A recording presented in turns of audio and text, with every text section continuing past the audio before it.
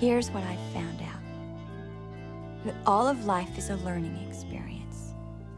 Everything is part of a big master plan. But sometimes it's hard to read. I mean, it's like if you get too close to the screen, all you can see is a bunch of little dots. You don't see the big picture until you step back. But when you do, everything comes into focus. Hi, my name is Suzanne Moretto. Oh, wait, I'm sorry. Suzanne Moretto is my married name. My own name is Suzanne Stone. That's my professional name, Suzanne Stone. It's not like I have any negative feelings about the name Moretto. Moretto is the name, after all, of my husband, who I loved very, very much. Oh, sorry. It's also the name of his parents, Joe and Angela Moretto, and of his lovely and talented sister, Janice Moretto, who have been like a second family to me, and who I regard as I do my own family, particularly since my recent tragedy.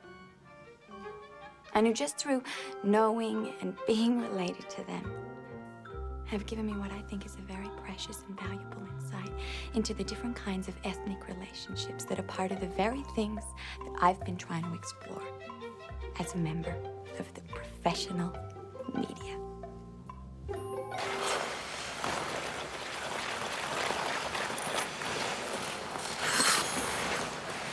First impressions, in one word?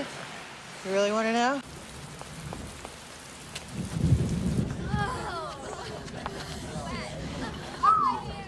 Four letters, begins with C. Larry, it's a girl. Ain't never seen one of them, huh? Cold. Cold. C-O-L-D. Cold. Yeah. So what'd you think about Suzanne when you first met her? I just didn't get the Suzanne thing. I mean, all the girls around town thought Larry was really cute. I mean, they all used to hang out at the restaurant on the nights when my dad would let Larry and his dopey rock band play there, just to, you know.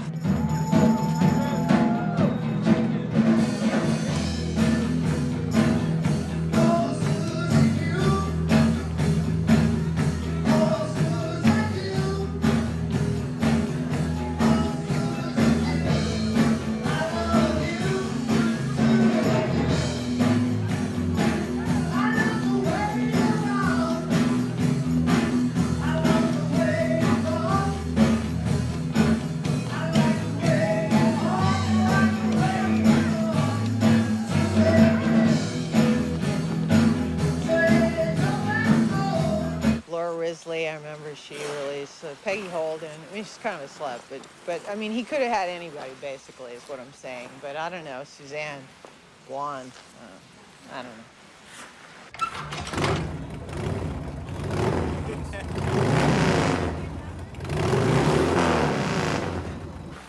Well, yeah, sure, I could have said some things.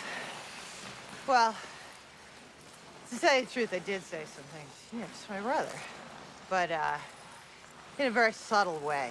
Larry, what do you think of Angela Raguzzo? She's all right. She's hot. Why? She wants you to ask her out. Look, sis, don't try and fix me up with people. It's embarrassing. All right. What do you think of Dana DeFalco? Oh, great. You want me to go out with the girl whose father's in the mob? Who says he's in the mob? Everybody.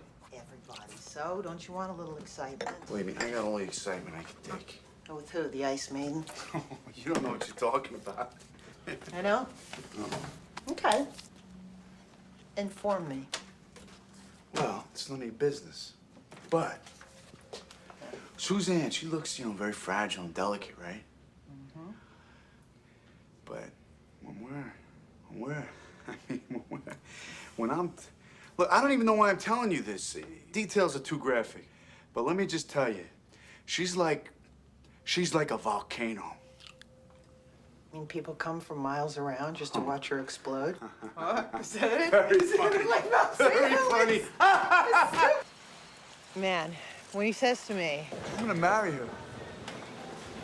wait a minute. You're what? You're what, I said? And then he says, I'm telling you, sis, she's it. She's the golden girl of my dreams. God. And I did one of these, which I regretted right away, because, he looked at me with that kind of doggy look that guys get. I'm just kidding. Kidding. She can't even bowl. Yes, yes. Let me tell you something, all right? Yeah. She's like a delicate China doll. Larry, you ever try kissing a doll? They don't kiss back. She's like one of those porcelain figurines that Mom collects. She is so pure and delicate and innocent. You just have to look at her and you want to take care of her for the rest of your life. Yeah, I can see that. So, anyway, so when Suzanne, says to me, Of course, if you're actively seeking a career in the professional ice skating field, in the spotlight, so to speak, I think you have to maximize your positive features. Sure. So what I'm saying is that a qualified plastic surgeon could just snip away those little beauty spots or facial blemishes, whatever you want to call them, and you'd see how much better you'd feel about yourself. You know, commenting about my face and stuff. You know, I knew where she was going, Miss Fixer-Upper. I believe that Mr. Gorbachev, you know, the man who ran Russia for so long, I believe that he would still be in power today if he'd done what so many people suggested and had that big purple thing taken off his forehead. I firmly believe that. Someday I hope to interview him and we would discuss that along with other, more pertinent, international things, you know? I'm telling you, sis, she's gonna be the next Barbara Walters. Is that right? Well, Barbara does have many admirable qualities. Wide range of knowledge of current events, and a deep sympathy for people's inner feelings, which is a trait so many people have with the Jewish persuasion. Isn't she something else? So, yeah, that was it. I mean, done deal. Finito. He was a goner. The point is that, for instance, Connie Chung, who is married, I believe, to Maury Povich, the well-known interviewer, doesn't say, "Hello, this is Connie Povich" with the news, now does she? And I don't think she would be embarrassed by it or anything like that because she's already pretty ethnic when you think about it. Or, to take another example, someone who doesn't appear to have an ethnic bone in her body. There's Jane Pauley, who I strongly relate to because, you know, we have similar physical traits. Although I thankfully don't have to struggle with a weight problem like she does. And she also, to the best of my knowledge, has never identified herself, audience-wise, as Jane Trudeau. Even though her husband, Mr. Trudeau, is a prominent cartoonist of some kind. And not, as so many people believe, the ex-president of Canada. So what I'm saying is this. There are some people who never know who they are or who they want to be until it's too late. And that is a real tragedy in my book. Because I always knew who I was and who I wanted to be. Always. Okay. Who wants to be on TV? There she is. Oh, look at who's looking at herself. Suzanne, look at there. Look at that. Suzanne, Look at the camera. Look at the camera. See? Look at what a darling. Sweetheart. Look at what a darling. Can't you get it focused better? What? And we're back with the families of Suzanne and Larry Moretto. Mr. Stone. Mr. Stone. First, I have to admit, we didn't think too much of it. The relationship. I mean, here was our daughter, a college graduate. Junior college, yes, but with good grades and a degree in... Electronic journalism. Exactly. And here was this young man. A good boy, obviously. But still, a boy whose education was limited to high school. And I remember saying to her, honey, I'm worried that you don't know what you're getting into with this kid. Dad, I'm not a little girl anymore. I know that, sweetheart. All I'm saying is that we come from pretty different backgrounds. For all you know, his family could be mixed up with the mafia or something. I'm sorry, Joe. No problem, Merle. I was just being... I understand. No, I understand, please. Of course, you just laughed at me. Dad, don't worry. Well, I have to worry. That's what dads do.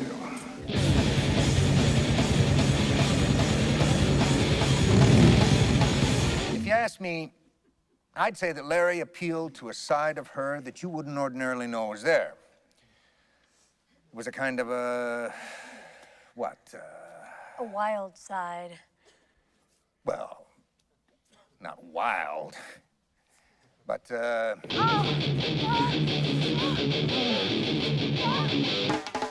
wild. I thought he would marry, I don't know, you know, like a nice Italian girl. But like the guy in The Godfather says, there's America, okay? The melting pot. Anyway, one day, Larry comes over to me, he says, I'm gonna tell you something, Pop. She's going places. She's got goals. She's studying stuff. She's sending out resumes all the time. Did I show you what she gave me for my birthday? You can be the one. The one what? Well, the one anything. That's the point. It's self-motivation. It's from that guy on TV, the inspirational millionaire with all the houses and yachts. You know. Sounds pretty serious, Larry. Serious, Pop. I sold my drums. You sold your drums? Yep. And he did. He sold his drums, and he turned himself right around. Just for her. The veil Suzanne wore, she had copied from a picture in a magazine, the exact same one Maria Shriver wore at her wedding. Larry was, he was so proud, you know, because Suzanne, she designed the wedding rings all by herself. You want me to describe them for you? They were round and gold. I mean, big fucking deal. Come on, Sus, let's go. I'll still never find a guy like you, Dad. Sus. What?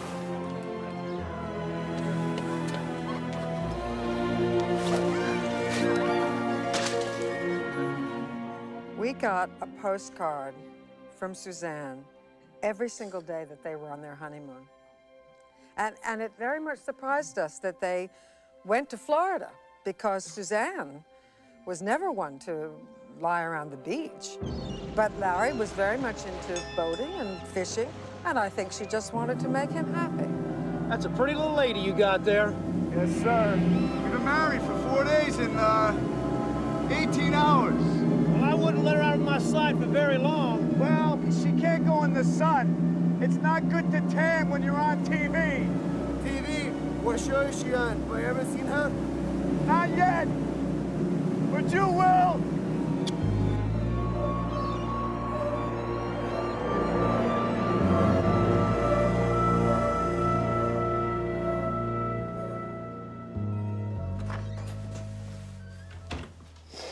Hi, honey. Suzanne. Did you miss me? Hmm? Did you dream about me, babe? Suzanne.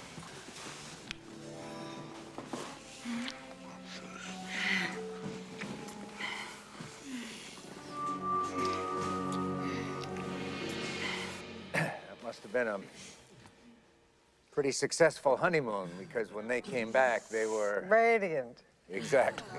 Radiant. Larry took the money he was saving up in case he wanted to go back to college. He put a down payment on that condo over the Heights. And he bought her that pretty little Mustang. Yeah. Yeah. All right, Janice, how are you? So you thought Larry changed a lot after he and Suzanne were married? Oh, totally. It was like suddenly, you know, he went from Van Halen to Jerry Vale overnight. I don't know. She didn't have any. Well, she thought she had taste, but.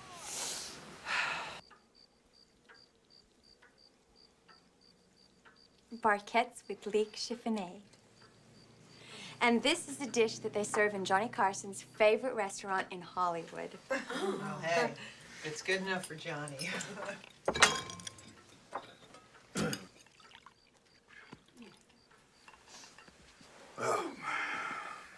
Was that some meal or what? Oh.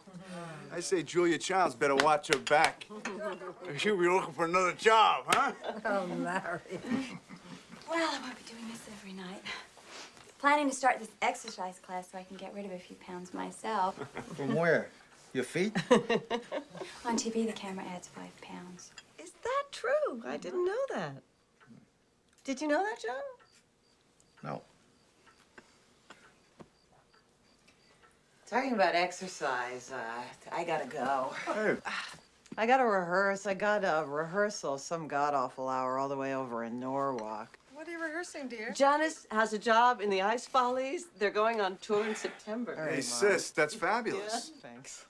I'm just one of the chorus, you know, now, but, well, actually, I do skate this one medley. It's kind of a, you know, salute to great TV shows.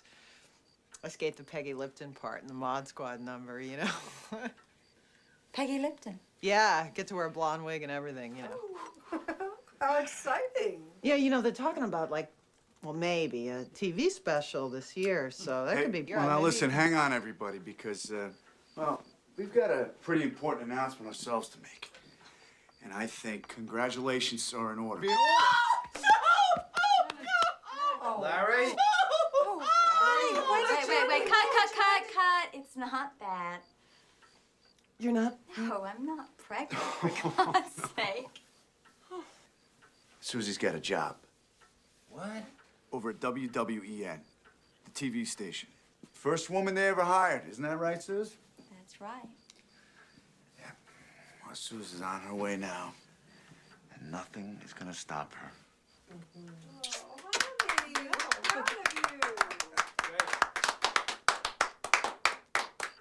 We're proud of you. Great.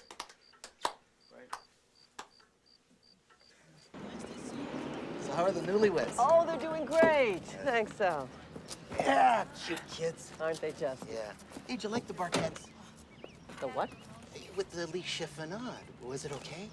Tell you the truth, we never did them before, but she showed us this recipe in a book, so no problem.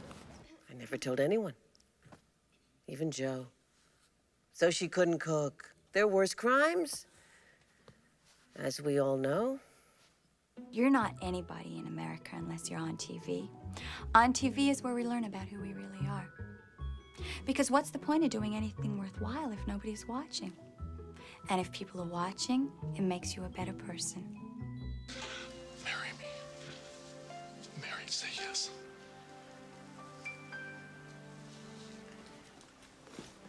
I thought she was like a goddess of some kind. Will you marry me? Like Lady Di before she dumped the prince and went nudist and everything. Suzanne bought me this dress, which I hope to fit someday. Suzanne Moretta was a beautiful human being with real dreams and aspirations.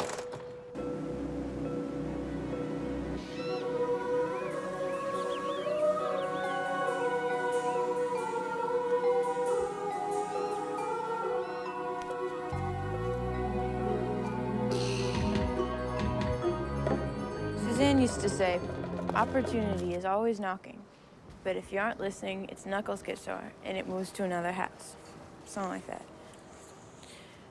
She said that even on our honeymoon, she had Larry take her to this hotel in Florida where there was going to be this kind of convention of all these big shot TV people that she'd read about in the magazine. Which, of course, she didn't tell Larry because she didn't want to maybe hurt his feelings about her attending to her career while they were bonding sexually, so to speak.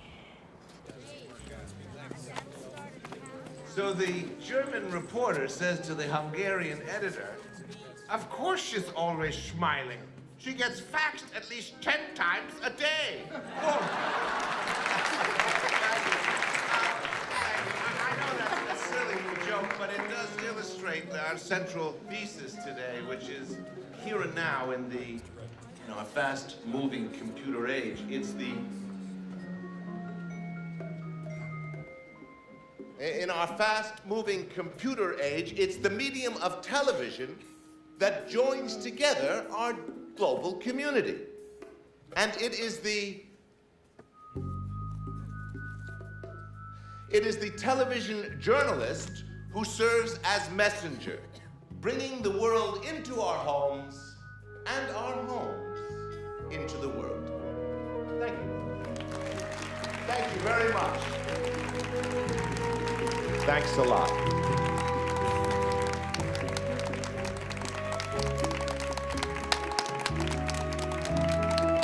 The point is, Miss Stone. Miss Stone. Suzanne. Suzanne Stone. That's a good name. Now, that's a name you can remember.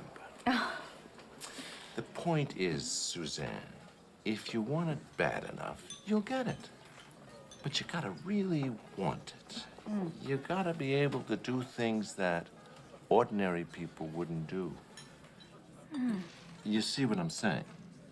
I think so. How about another of those? Oh, I don't know about that. Sweetheart, give us another all-around, okay? Okay.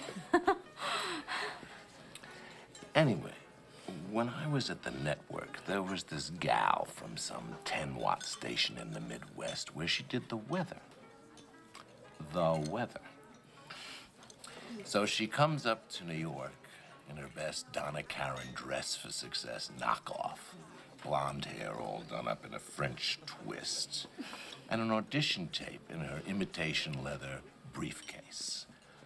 Along with a letter of introduction from her station manager. And it says, please give your most serious consideration to the bearer of this letter, Miss So-and-so, who is of moderate intelligence, who has some experience in broadcasting, and more importantly, who can suck your cock until your eyes pop out.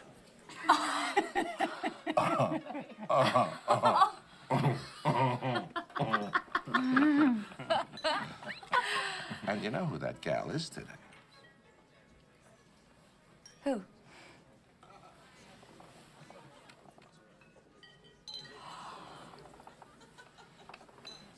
Is that true?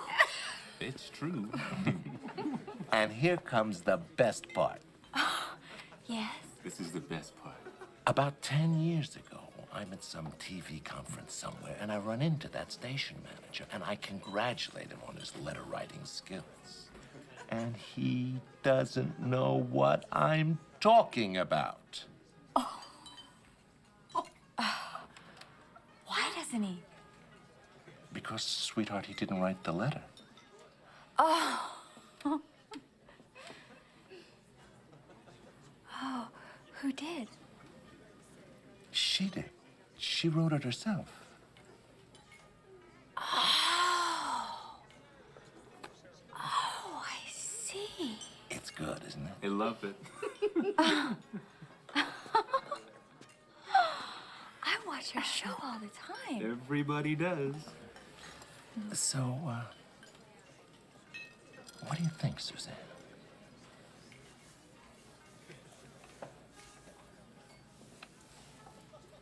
What do I think about what? Well,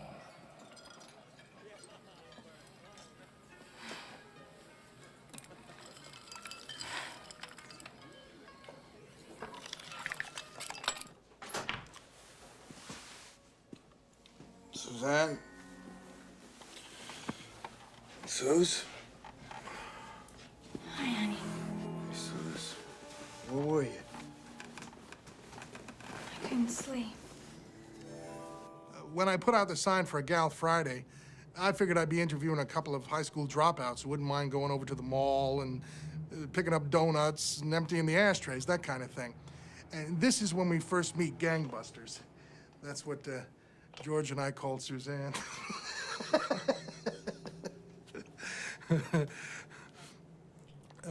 Not to her face, of course.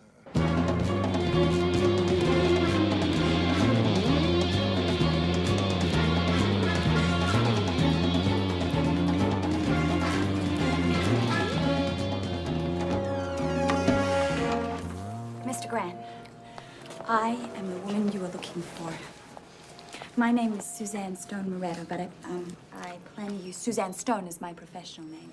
I'd like you to look over my resume, which details both my educational background and my references in the media field. Mr. Grant, I can make you a solemn promise that I will be dedicated and committed to this job. Hang on a sec, Suzanne. We're only looking for someone to answer the mail, run a couple of errands, you know, minimum pay, no benefits. Oh, money is not my main concern, Mr. Grant. I just want a chance to contribute something. I think you'll find I have very valuable ideas about programming, and I study the demo. No, you're not hearing what I'm saying. Take a look around you, if you would. I mean, Suzanne, we're talking local cable station here. Oh, I just want a chance to get my foot in the door, Mr. Grant. Everybody has to start somewhere. Do you know where Edward R. Murrow started? No, I don't. No, well, neither do I offhand. But I don't think it was at the top. Do you? I live only 5 minutes away from here. I will be willing and eager to respond to any newsworthy emergency you put in front of me. Suzanne, Anything you want. Mr. Rand, this is a dream I have had all my life. I will do anything to get this job, anything. This is my associate, George. Oh, pleased to meet you, George. Well, we'll think about it. Mr. Grant, I believe that my assets. Hey, I said we'll think about it, and we will. Okay. Thank you. Thank you. Thank you.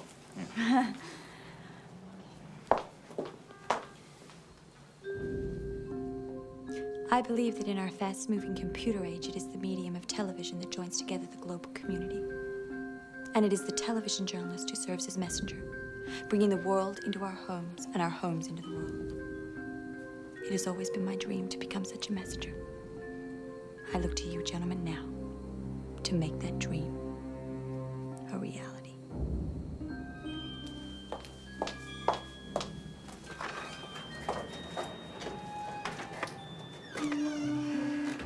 Jesus Christ. Gangbusters. Fucking gangbusters.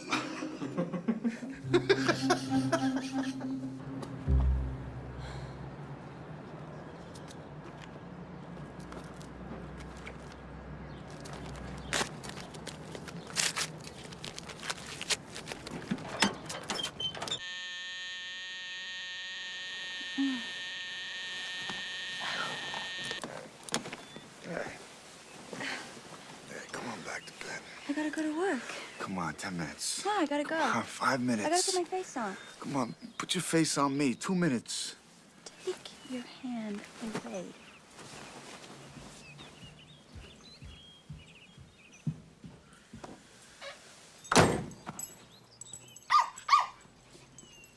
Come on, Walter.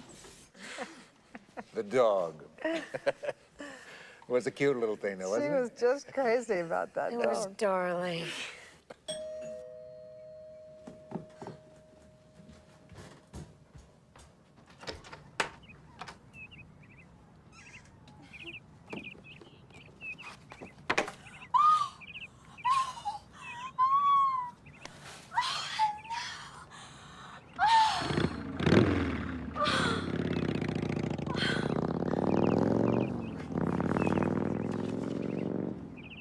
She named it Walter after Walter, is it Cronkite? The guy used to be on TV. I think he was Dan Rather's uncle or something. It was like a hairball puked up by some demon from hell. There wasn't much to do. Most of the time, she just sat over there and worked on her file, her idea file. She had so many ideas. This is a presentation on that idea I told you, with me going to the local movie theaters, talking to the people coming out to see what they really think. An actual, vox populi, if you know the term. Here's a memo on that children's show I mentioned, with me as the hostess and the live in-studio animals. If you could just look it over tonight, give me your thoughts in the morning. Just a couple of pages outlining that concept for interviewing everyday citizens like mailmen, school crossing guards, to better inform our citizenry on what kind of valuable services are available to them.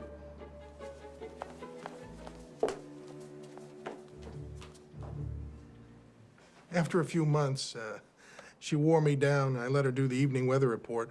What she was fine at, although with all the preparation she put into it, you'd think she was covering D-Day. 6, 5, 4, 3, 2, 1. You're on. Good evening from the WWEN Weather Center. Weather Center? The heavy system we were expecting, moving down from the north, is not going to show up after all. Because the high pressure system is going to be moving up to the north.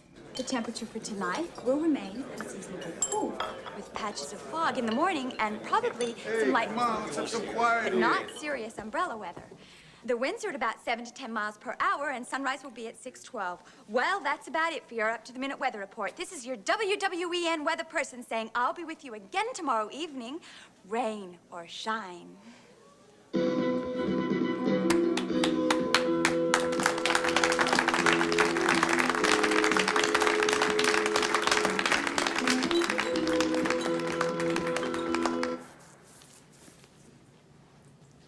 I never really gave a rat's ass about the weather.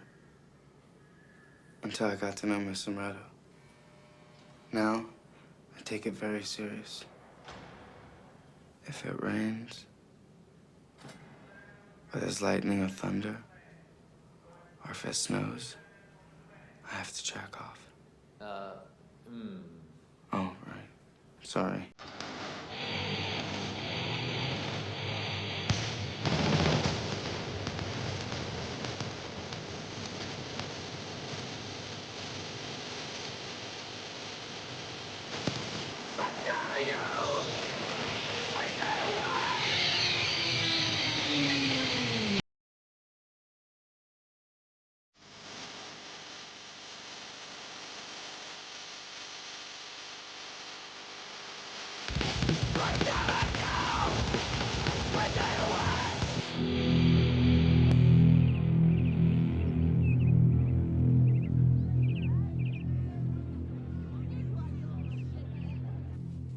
Today's guest, Mrs. Moretto, is a representative of our local television station, WWEN, and she's going to... On-air correspondent. I'm sorry?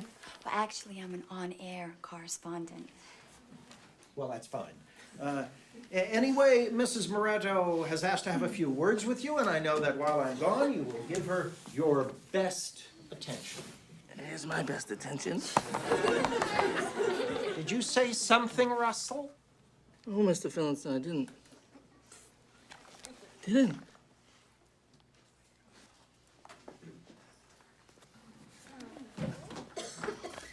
Well, first of all, I would like to thank you all for extending me the courtesy of your time and attention. Yeah, I got something to extend.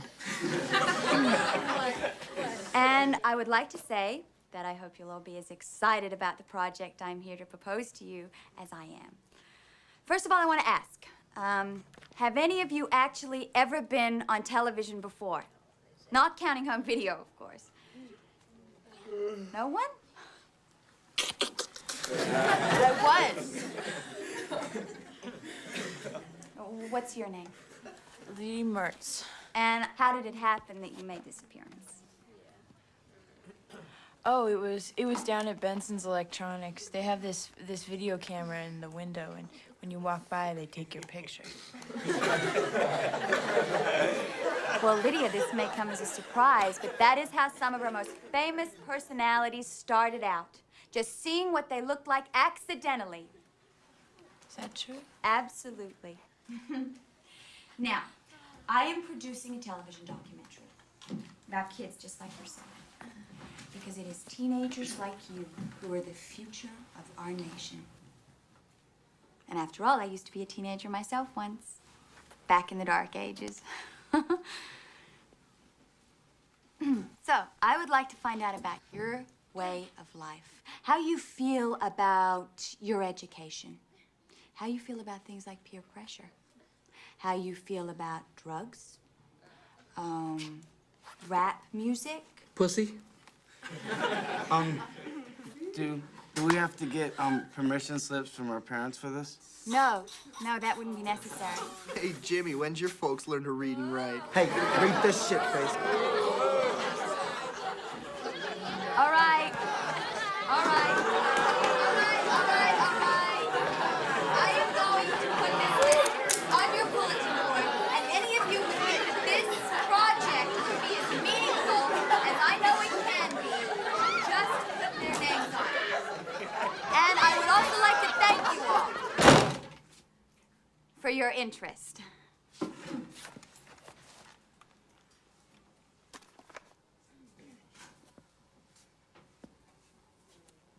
Everything settled then? Yes. Well, then let's give Mrs. Moretto our thanks and a round of applause.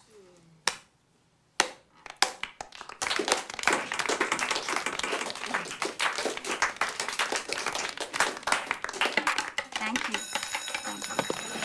Sign up.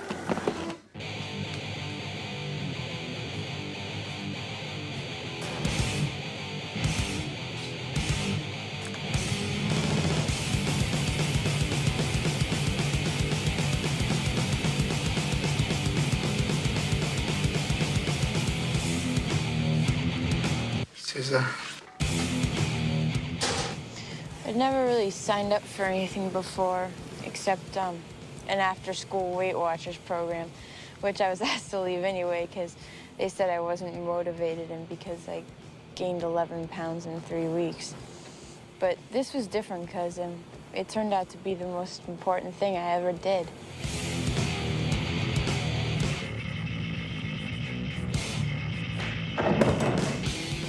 Now, here's some advice, Russell, dear.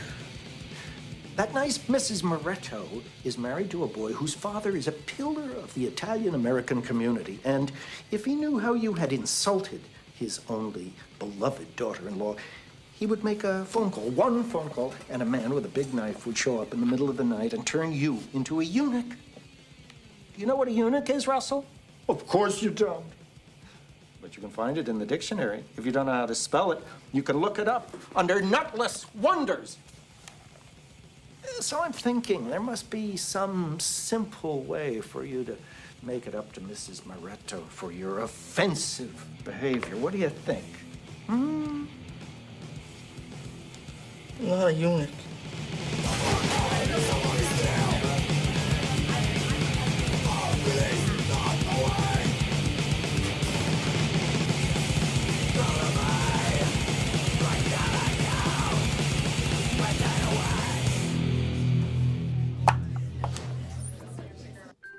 I have to say that the staff at WWEN responded with total enthusiasm to my project and gave me excellent support, both editorially and technically, because I think they could sense almost immediately that I was on to something important in a sociological sense.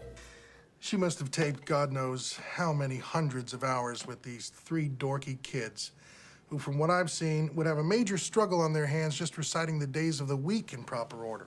Forget about social insights. Here, I'll show you.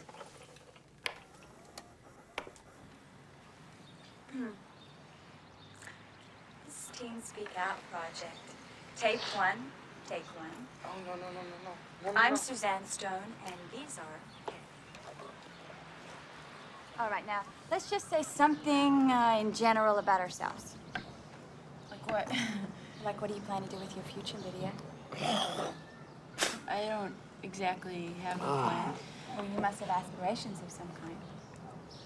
What? A dream, a life goal. Oh, yeah, I can tell you that. Lydia's big life goal. Yeah? Just to fuck the new kids on the block. That's a dirty lie! Russell! I don't want to hear language like that anymore. It is very offensive, and it is unsuitable for broadcast under FCC regulations. You got that? Yeah. Anyways, it was Motley Crue. All right, Lydia. Just for your information. What about you, James?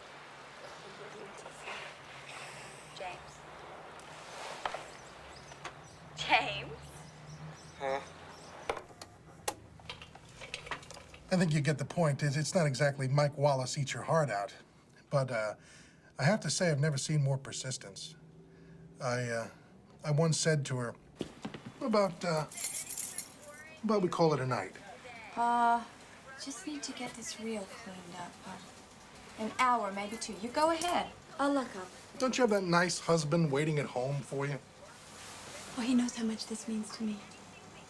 Besides, he works full-time at his dad's restaurant now, so he gets home real later. Well, Suzanne, I sure pity the person who says no to you. No one ever does.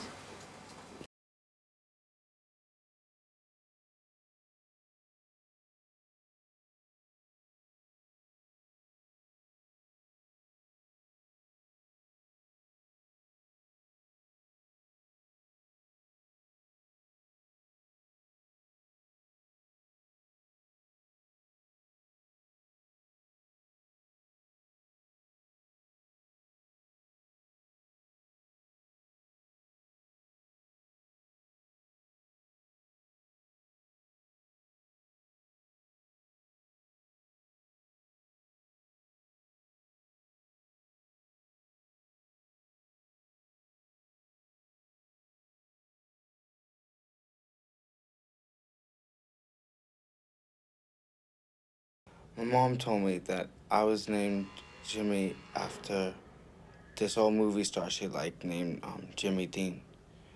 But Well, when anyone ever asked me, I always said that I was named Jim after Jim Morrison of The Doors. 'Cause, you know, he had this great kind of life, like just traveling around and writing his songs and having women beg him to do it to them.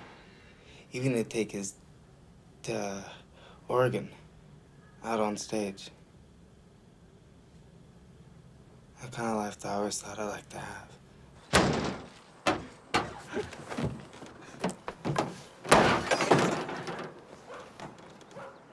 I bet he jumps her all the time, you know? Like after dinner, just bang, right in the kitchen table. Fucking during even. Yeah, maybe both. You know, 'cause the skinny bitches, they can't get enough of it, you know? I mean, they're always wanting it. That's a medical fact. Yeah. 'Cause the nerves in their body are all bunched up in their snatch, you know what I mean? They're all right up in there, so they're all wet. I don't think that's true. What are you, a doctor? She's a perfectly nice person. You think she's gonna make you a big movie star, huh, Lydia? Just to be on TV would be something nice. It would be something different. I got something different for you right here, all right? You're a disgusting pig. Yeah.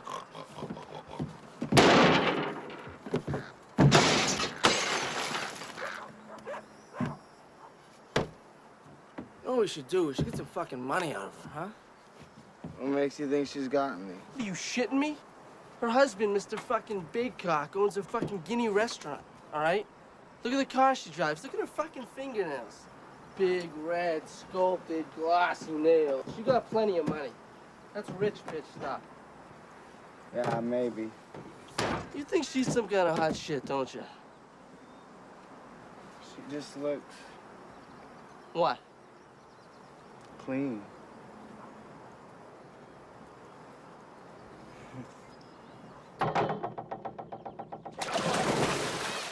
Oh, Larry, come on, get ready. Larry. Kids, stop it. It's a real pretty outfit, honey. Oh, thanks. Hey, Suze, you want one of these? No thanks. No? What about one of these? You're going in. No thanks. Sure is great with those kids. Angela, he's got to stop eating all that junk. He's getting a rubber tie around him like some old man. Gonna make a wonderful father someday. He calls them love handles. I call them flab. What about you? Me? You think I look fat? No. What about the idea of kids? Is what I mean. I love kids. I absolutely love them. But a woman in my field with a baby has 2 strikes against her. I say I'm in New York, right? And I'm New York? Well, for instance, and I'm suddenly called to go on some foreign assignment, like a royal wedding or a revolution in South America. You can't run from place to place with your crew following and conduct serious interviews with a big fat stomach. Or say you've already had the baby and you've got this blubber, these boobs out to here. It's just so gross. Hey, careful. Hey. Excuse me. Nice. You having a good time? Well, I want to get out of the sun. I have to go prepare my show. Sure would like to have a couple of them around the house. What do you think, Suze? Suze? What do you think? I think if you wanted a babysitter, you should have married Mary Poppins.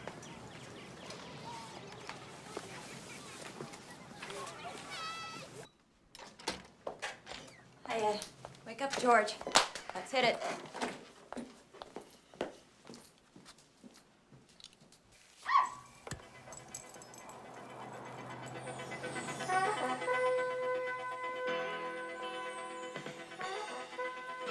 Hi, everybody. This is Suzanne Stone with your late-night sign-off weather report from the WWEN Weather Center. I don't think I need to tell you that today was a hot one. That old Mercury zoomed on up to 91. That's a record-breaking temperature for this day. Tomorrow promises to be more of the same, with relevant numbers way up there in the 90s, humidity to match, and maybe just the hint of a breeze or two. Won't be much help with this heat. The kind of heat that makes me want to just head for that old swimming hole with my friend James and strip off everything, including my panties, which you can see right through anyway, and poke my soft pink tongue in his mouth and slide my hand way up the inside of his leg until he's so hot that he rolls over on top of me, and I'm yelling, James, his name, James, James, what are you doing to me with your big, fat, hard? Oh, Jesus. Oh. Listen to me, Larry. Okay. So, she finishes her little docudrama, whatever the fuck it is. She sends it off to someone in New York, and while she's waiting around for an answer, you should forgive the expression, knock her up. Knock her up. And then, whoa, Los Angeles. Well, what has Los Angeles got to do with it? Of course, and what? Advanced media. Advanced bullshit, Larry. Look, I'm sorry, you're my brother, okay? I know you love her and you want her to succeed and all that, but sometimes, man, you just gotta say no. What do you mean, how? N-O, that's how. Angling to his right, comes to the right of the key, throws up a short hook shot, it's good. And the score is again tied here in the first half at the Palace. With the ball, Skeeter Jones brings the ball to the forecourt. Suzanne?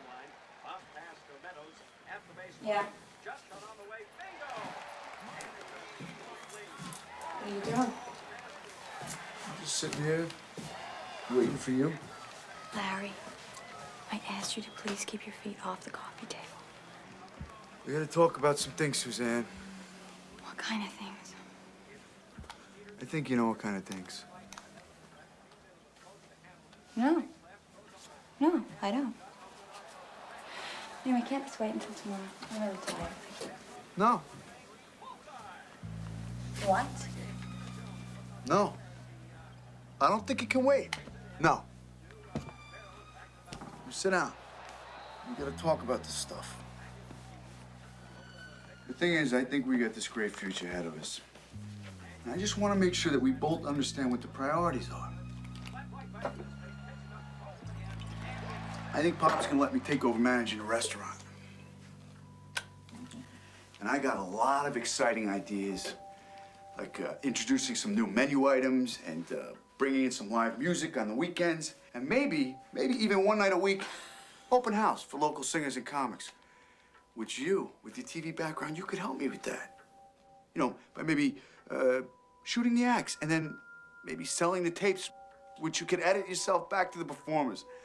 I talked to my folks about it, and they thought it'd be a great idea. Great idea. Really. And believe me, Suze, I am not selling short what you're doing now. I mean, you know, the weather report stuff, which you're really good at.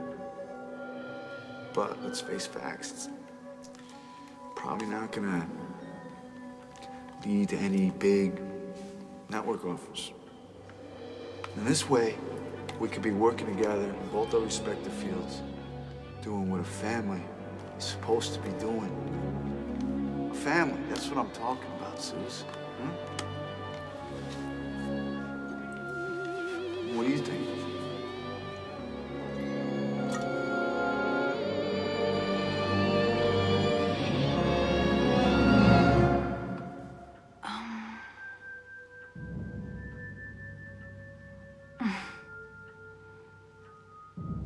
I'll think about it.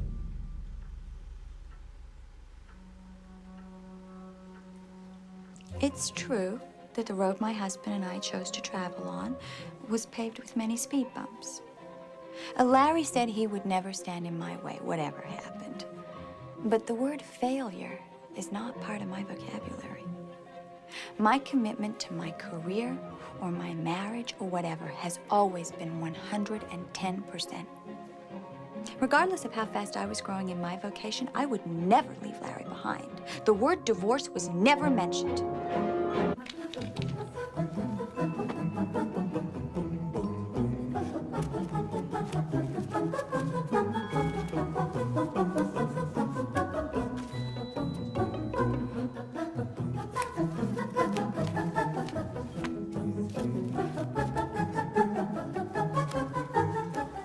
Ta-da! What do you think?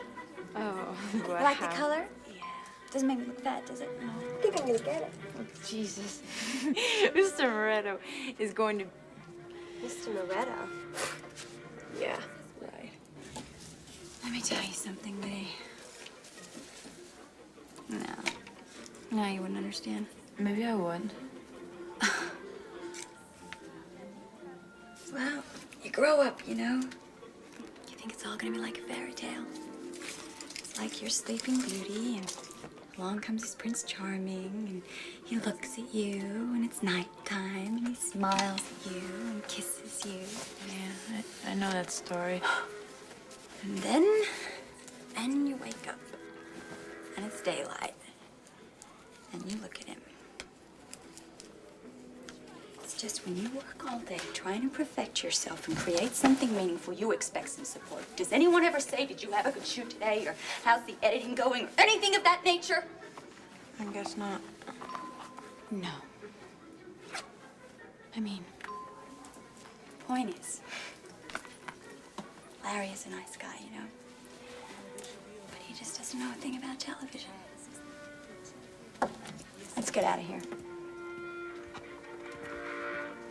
Mrs. Moretto bought me lots of nice stuff. Like this ankle bracelet, for instance. Then a bottle of real expensive perfume. Scent, she called it. Which I'm saving for a special occasion. No one ever really bought me stuff before. Except my mom's boyfriend, Chester.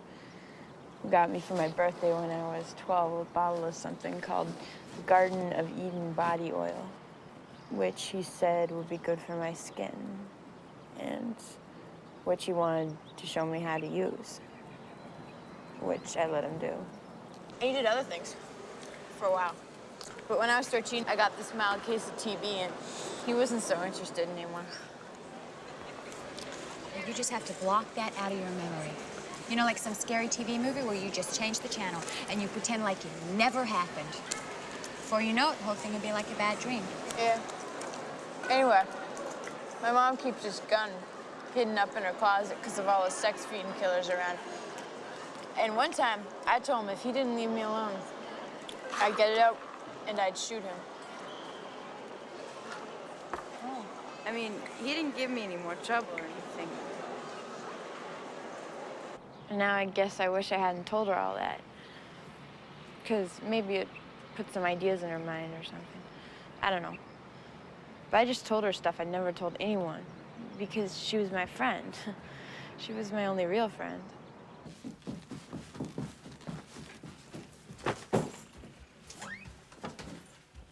Where are you going?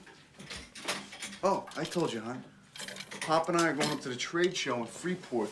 We're leaving from the restaurant. I told you about it. Yeah, right. Okay, you gonna be okay? Sure. Suze, will you think about what we talked about? I have been. That's great, hon, because I believe I got something here that's really gonna work. And you know who I want with me by my side, don't you? Who? Who? My best girl, that's who. My beautiful little lady. Look, I left the phone number on the fridge. Don't forget to lock the garage. Bye.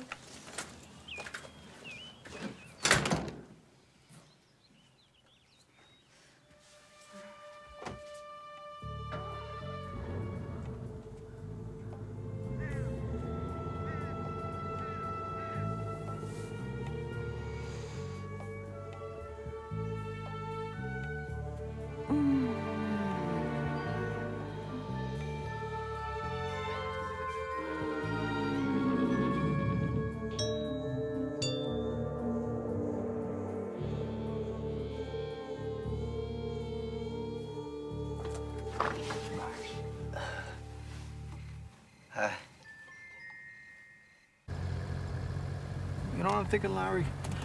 Why don't we get some artificial plants for the restaurant? Good idea. This way we don't have to worry about watering. Exactly.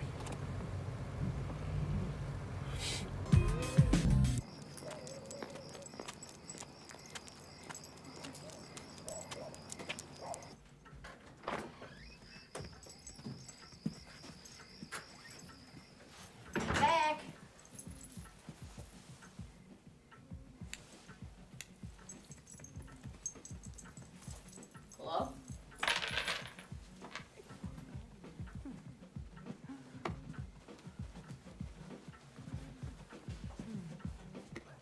I have to use the bathroom.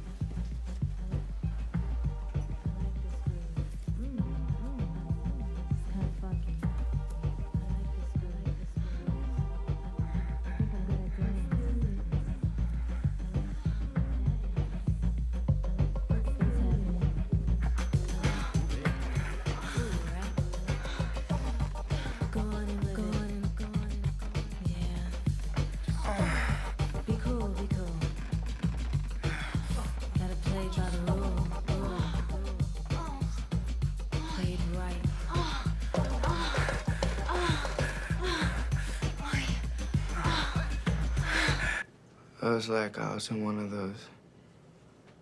Okay, you know those great movies where everyone's coming out of their graves with like half their faces missing and their eyes hanging out and their lips falling off? You know those?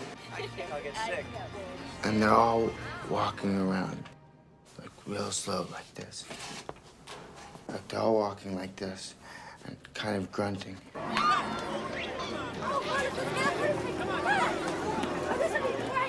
And they're all looking for the same thing. For regular live people to eat their flesh and drink their blood and all. Come on, Jay, smile, smile.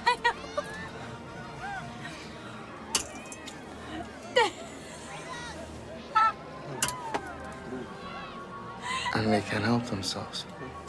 Because they're dead, and it's just what happens. That's what I felt like. You gotta tell me what's wrong, please. James, do you think about me when we're not together? All I do is think about you. When I'm not with you, I'm not alive. Mr. Meadow, you're the best thing that ever happened to me. I can't do this anymore. What? I can't go home every night and have him trying to touch me. And all the time I'm just thinking about you. About us. And when I push him away, he has this temper. What do you mean? Does he hurt you? Oh. There were these women, you know, on the Sally Jesse Raphael show the other day. And they were all wearing disguises so that their husbands couldn't find them, and they were living in shelters. And I thought I could go and live in one of them. If they'd let me bring Walter with me, I could go and live in one of them. No, listen to me a minute. Someplace in another state where no one even knows who I am. Look, couldn't you just get a divorce? And then... And then he would get the condo. And he'd get the car. And he'd take Walter from me. He'd take Walter. Listen, I know you think I'm just a kid, but I could never do anything bad to you. Or ever hurt you. A guy that does that to someone like you doesn't deserve to live. That's the truth, he doesn't deserve to live. No. I suppose you're right. He doesn't.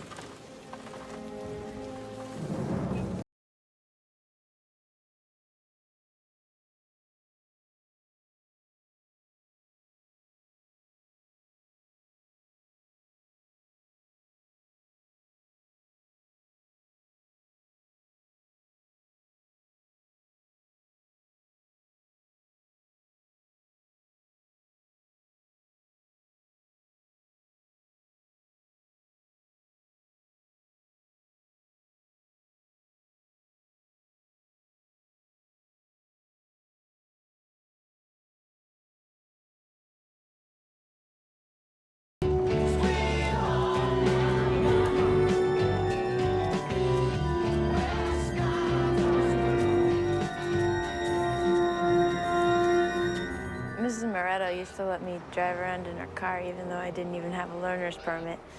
Because she said when she'd be living in California and doing her TV shows, she'd make me her personal assistant, and I'd have to drive her around places and help her answer her personal fan mail. I guess this is the most exciting time of my life. It was like living in a really great movie, except it's kind of X-rated on account of all the sex stuff, you know?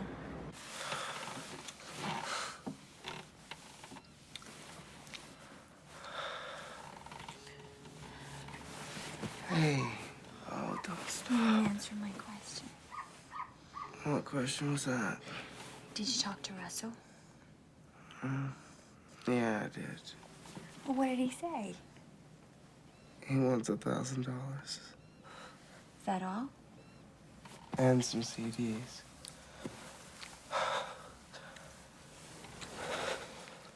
Oh, come on. Did you get the gun? No, not yet. Why not? I don't know. I guess I thought you'd ask Lydia. I can't ask Liddy. You have to ask Liddy. Don't you understand? I guess so, but I Do you thought... want me to keep doing what I was doing? Yeah, please. Okay. Then you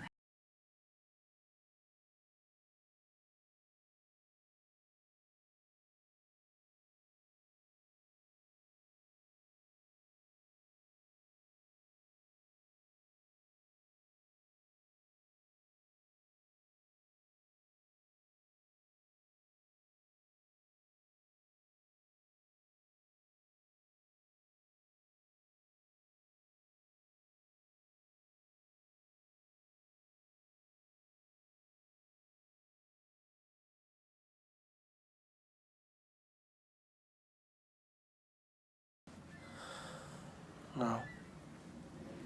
Actually, I just had a thought. Maybe a better way to go on the whole thing. What's that? Russell. What about him? Russell's enough of a man to take charge of the situation. Well... He looks at me in a certain way. I think he'd be very appreciative of what I could do for him. What do you think? I think we could probably do it next week. Is that soon enough? Would you really do that for me, James? Anything. Oh.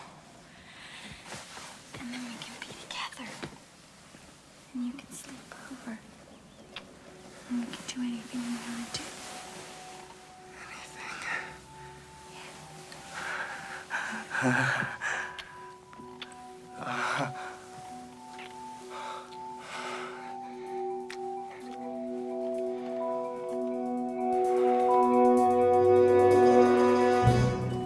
Got it? Yeah, Angela, stand back. Tell me if it's straight enough. Oh, it looks great.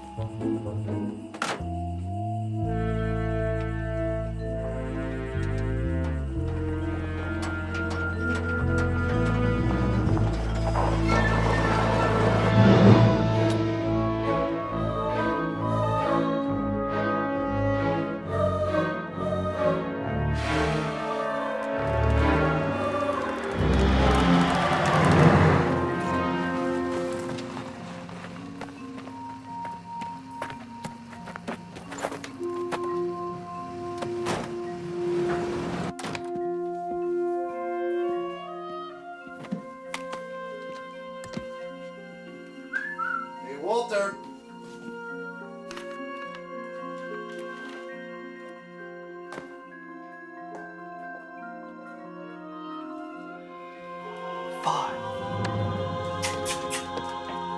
Walter.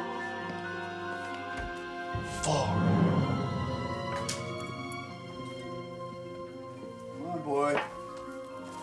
Let's go for a walk. 3. Walter!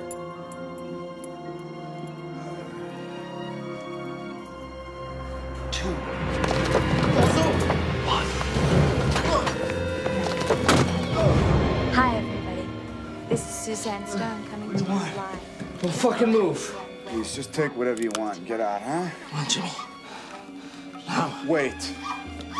Just wait. Okay. This is an overnight Come number. on, take the watch. It's a Rolex. I know it's a fucking Rolex. Think it's the first time I've seen a Rolex? Give me your fucking chain. Give me a chain.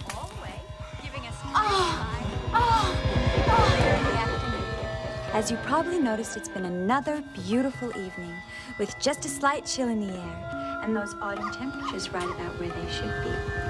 We'll see some overnight numbers. No, Jim, no, do it. No. No, please. No, wait. Give me your ring. My ring? Give it to me. Look, man, I can't give you my ring.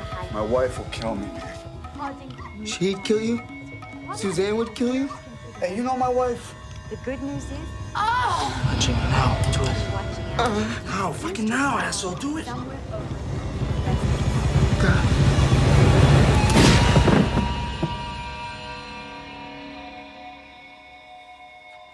so for the next few days, it should be just about perfect football season weather.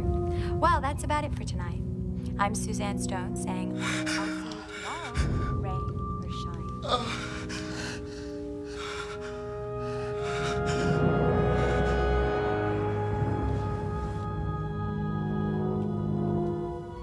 And if you'll allow me just a personal note, a special greeting to my husband, Larry, on this, our first anniversary.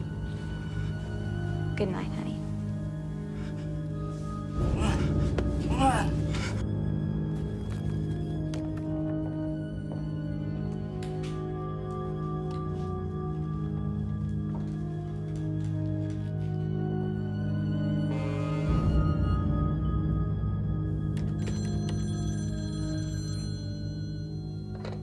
Hello?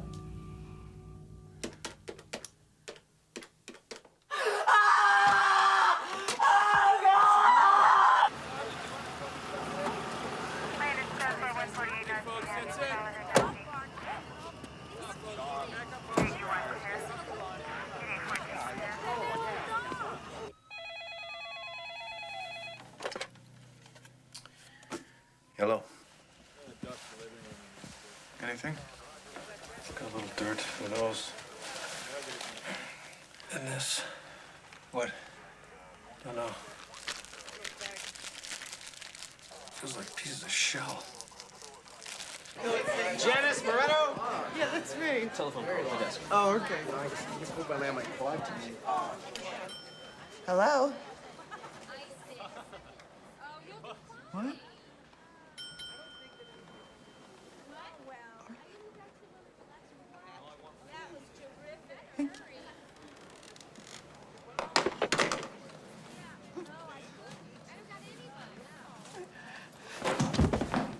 Hey, wake up!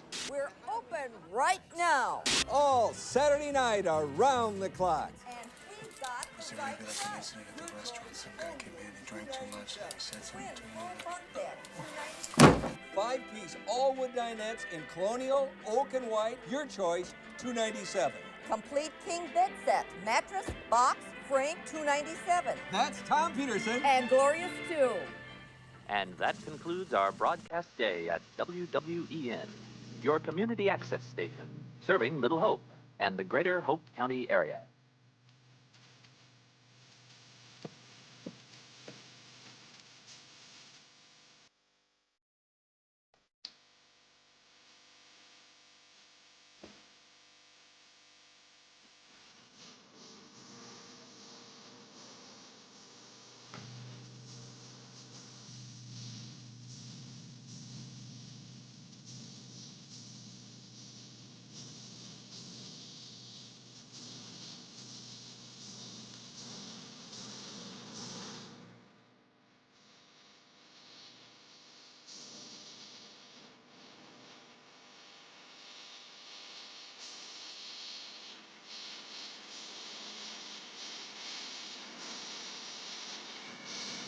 You don't have to talk to those people if you don't want to.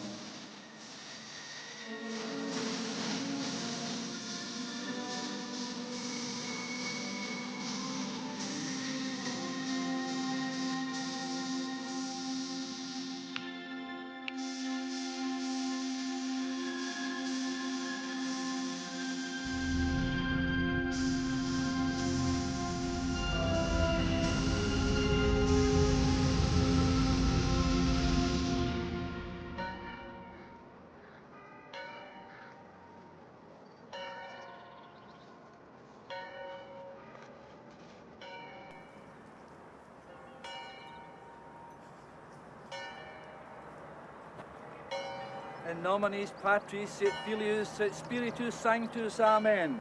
That's what surprised me. That he didn't put up much of a fight. I mean, for a guy with such a mean temper. When I was standing in the hall with the gun, I was trying to keep from being too nervous by thinking about Mrs. Meadow and how we'd be together for the rest of our lives. Let us take leave of our brother. Living in California, Florida somewhere. Lying around on beaches where everyone goes topless. I'm working on a TV show. When the love of Christ, which conquers all things, destroys even death itself. Amen.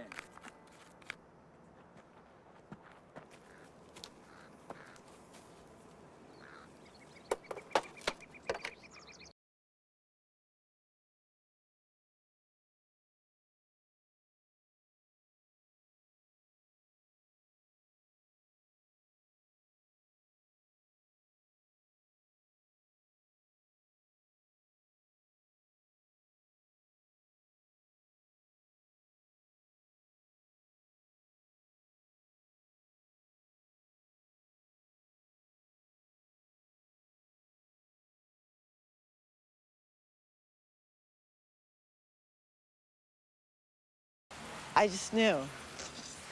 I don't know why I knew. I just knew. It was like a light just went off in my head, and I knew she'd.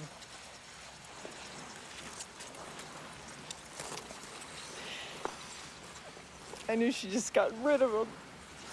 Just got in her way. Anyway, yeah. And then I didn't see her again. That was the last time I saw her. Suzanne. I'm sorry. Could we stop for a second? What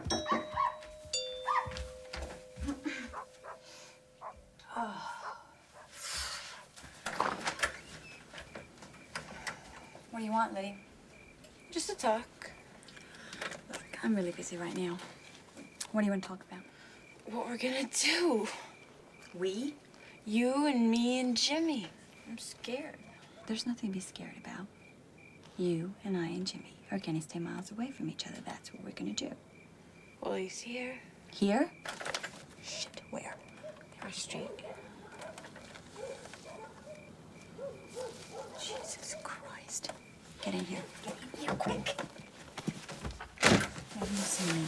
You tell James to stay away, all right? What is the matter with you people? Don't you ever watch Mystery Theater or anything? He says that he needs to see you and that he's dying of love. Tell him to call a doctor. And Russell wants his money and his CDs. Oh, really? Well, you tell Russell if he doesn't keep his mouth shut, he's gonna be playing his goddamn CDs in the gas chamber. Suzanne! What else? What do you want? Just to be like before, like we were. Lydia, we can't be like we were. We have to forget we ever knew each other. Come on, get out. What about the TV show in California and everything? Oh, Jesus, Lydia, get real. God.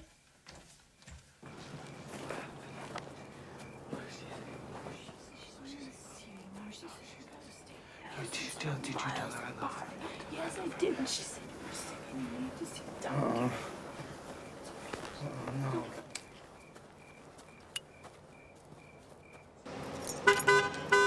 Ed! Ed! Hello, Suzanne. Look, How's it going? Ed, I'm real unhappy I haven't been able to give you an exclusive on everything that's happening.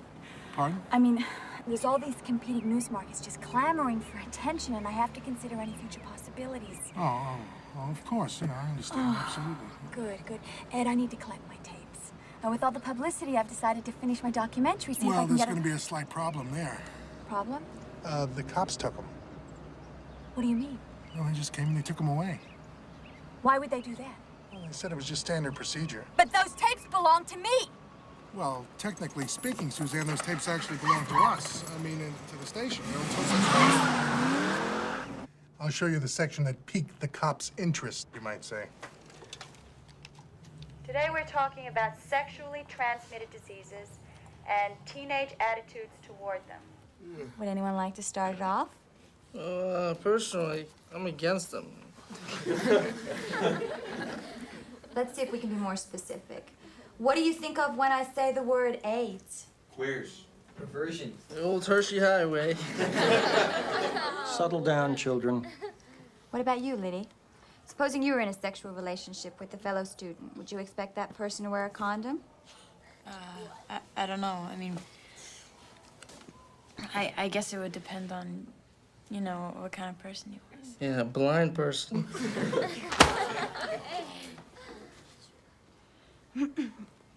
How about you, James? Are you personally concerned about AIDS? Oh, well, in my present situation, well, in the relationship I got going, I don't worry about that type of thing. She's not the kind of person. She's very clean.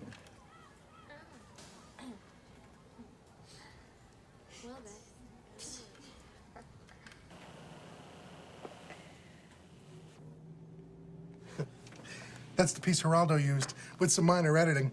And it was on First Edition and American Justice. And we made a few bucks on this one and got a nice credit. In the Holy Spirit, so that you can bow down. Straight up. Thank you, Jesus. Thank you for my life. Think a little bit about your life. Think about what you can part with. $1, $10, $100. How important is Jesus in your life?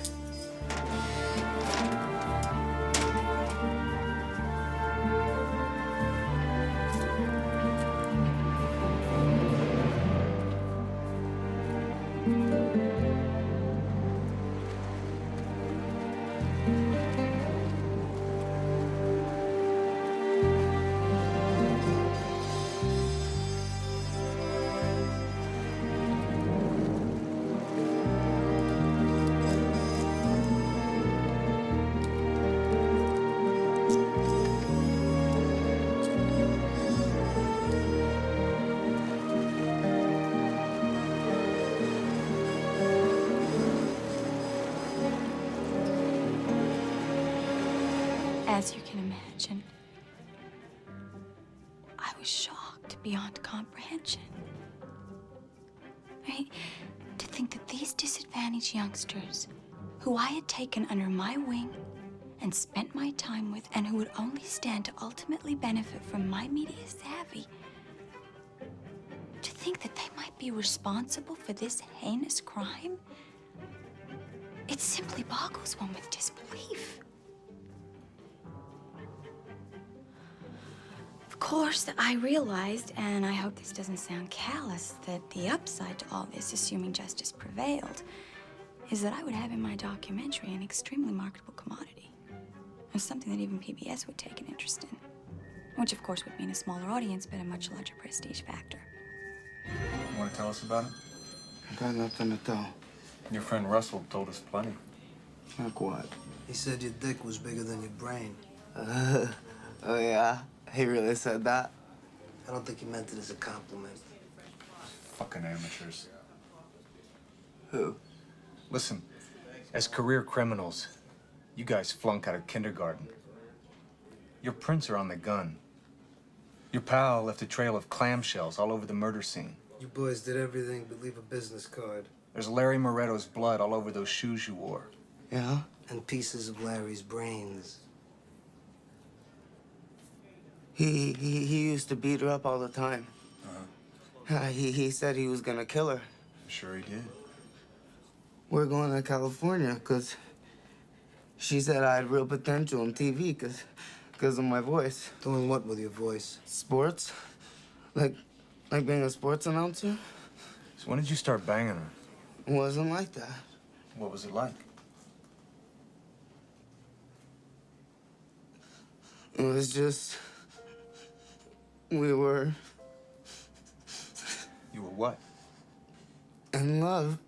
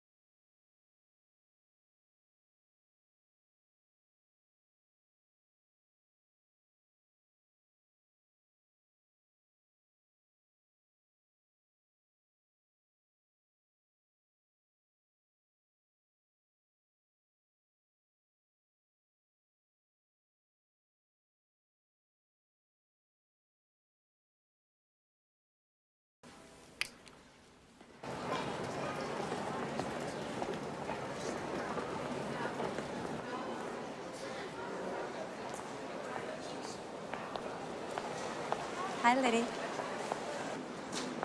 Is it my imagination or is that diet working, huh? You lost a few pounds in there?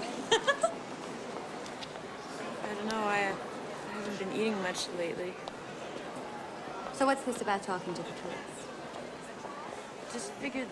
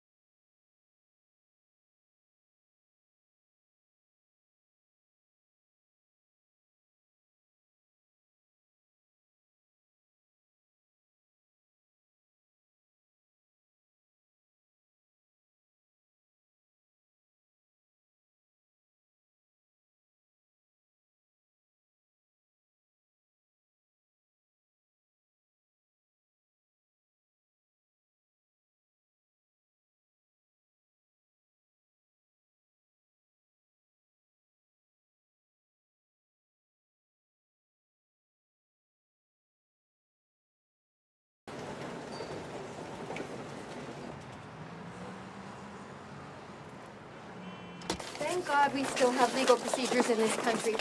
The court has wisely ruled this is a clear case of police entrapment. The tapes were found to be inadmissible evidence in the courtroom.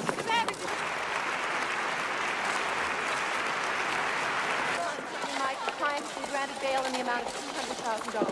Doc was a bit steep, but at least she will be able to assist us in the preparation of the defense.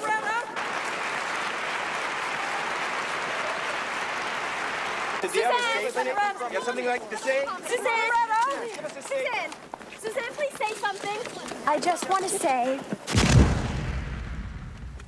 it's nice to live in a country where life, liberty, and all the rest of it still stand for something. Thanks. What are you going to do now, Mrs. Moretto? I'm going to go home and walk my dog. Thank you. How are you going to address the questions? Will you take the stand in your own defense? Suzanne, did you get those kids to kill your husband? I loved Larry Moretto with all my heart. But the fact is, my husband had a serious cocaine problem. There. I've said it. I finally said it. I believe that while I was making my documentary, Teens Speak Out, James and Russell became acquainted with my husband without me knowing and got him addicted to drugs and became his main supplier. And when he tried to break free of them, or maybe when he told them that he was thinking of turning them into the law, they killed him. I had no intention of revealing this dark side of my late husband's character because I wanted to spare his parents the pain. But I just don't have a choice anymore. I have to defend myself with the truth. There were times tragic weeks that I wished I found this night. Remember, Larry?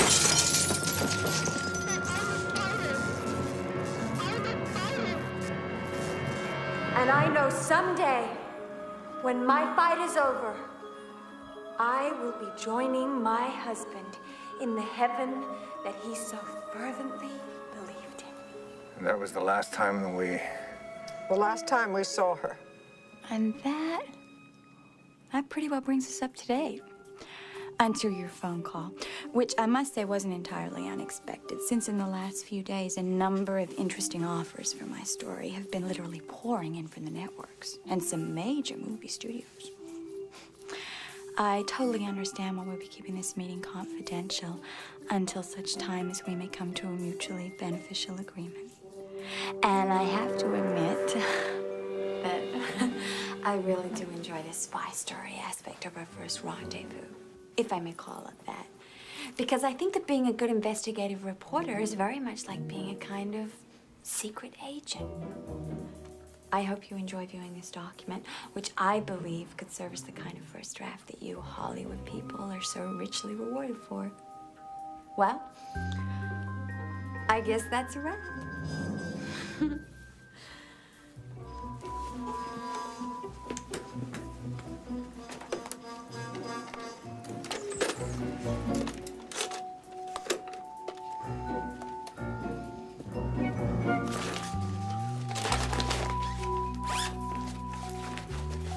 Come on, Walter.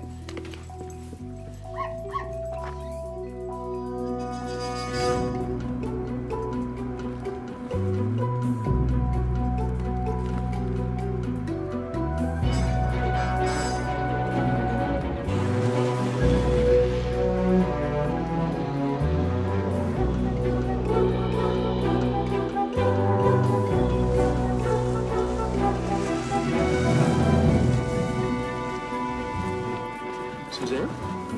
Yes. Finally, the famous Suzanne Moretto. How nice to meet you. Oh. Did you come all the way from Hollywood? I came a long distance to see you. Who's this?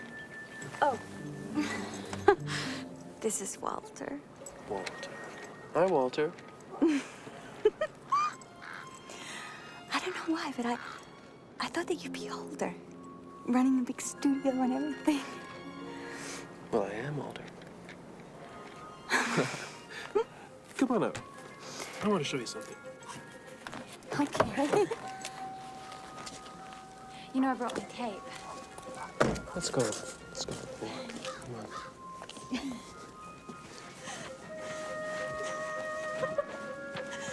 Oh. Where are we going? To show you. What? Whoa! It has to do with your story. It is so funny. I don't see why we have to go.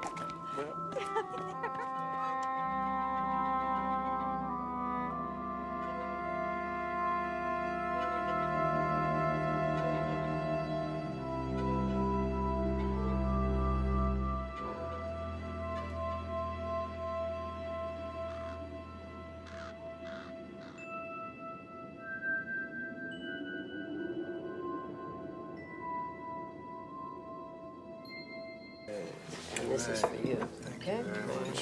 It looks good. Thanks, Mrs. Moretto. Moretto's. È fatto. La notte in acqua. No, non fa niente. I understand. Thank you.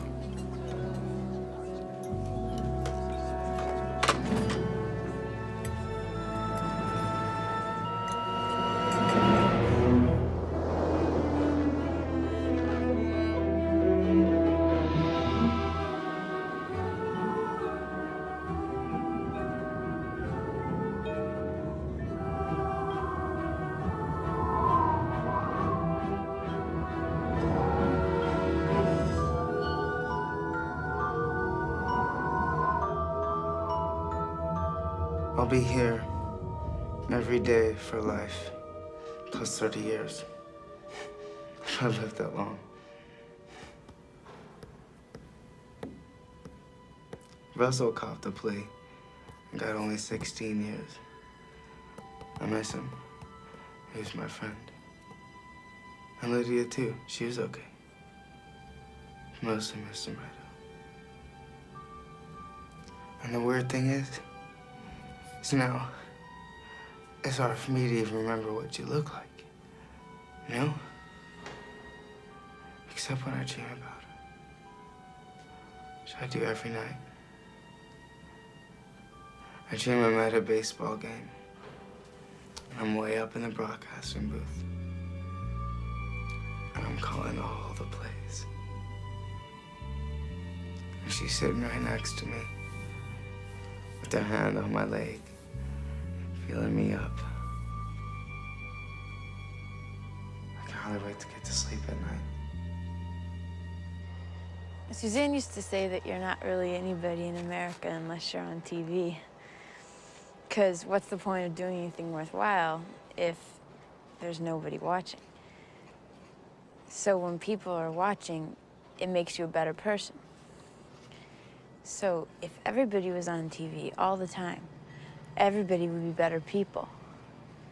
But if everybody was on TV all the time, there wouldn't be anybody left to watch. That's where I get confused. Anyhow, they're flying me to go on Oprah next week, and I hope she's gonna give me some diet tips. And Phil Donahue called, too. But to tell you the truth, I'm kind of nervous about that one, because I honestly can't follow what he's saying most of the time. There's some others, too, that I can't really remember offhand.